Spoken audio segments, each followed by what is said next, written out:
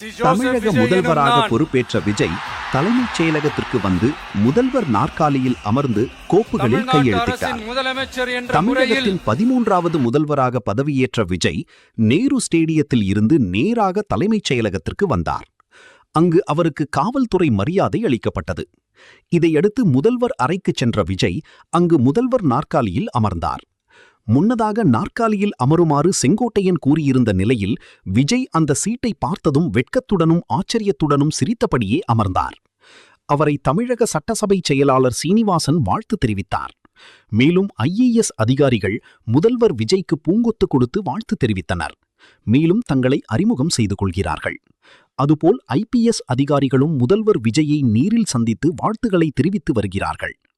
இன்று 12:30 மணிக்கு யமகண்டம் என்பதால் அதற்குள் முதல்வர் சீட்டில் விஜய் அமர்ந்துவிட்டார்.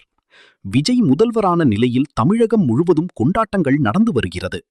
மன்னர் பரம்பரையில் இருந்து வந்துவிடவில்லை. உங்கள் அண்ணன், உங்கள் தம்பி, உங்கள் மகன் மாதிரிதான் நானும். அப்படித்தான் நானும் உணர்கிறேன். நீங்களும் என்னை அப்படி நினைத்ததால்தான் எனக்கு சினிமாவில் மிகப்பெரிய இடம் கொடுத்தீர்கள். நீ வா தம்பி, நாங்க பார்த்துக்கிறோம் என நீங்கள் எனக்கு வாய்ப்பு கொடுத்தீர்கள். இந்த பயணத்தில் எனக்கு ஏராளமான கஷ்டங்கள் இருந்தாலும் எனக்காக உடன் இருந்த உங்களுக்கும் அதே கஷ்டங்கள், அதே அவமானங்கள். அதை நீங்கள் பெரிதாக எடுத்துக்கொள்ளாமல் என்னுடன் இருந்தீர்கள்.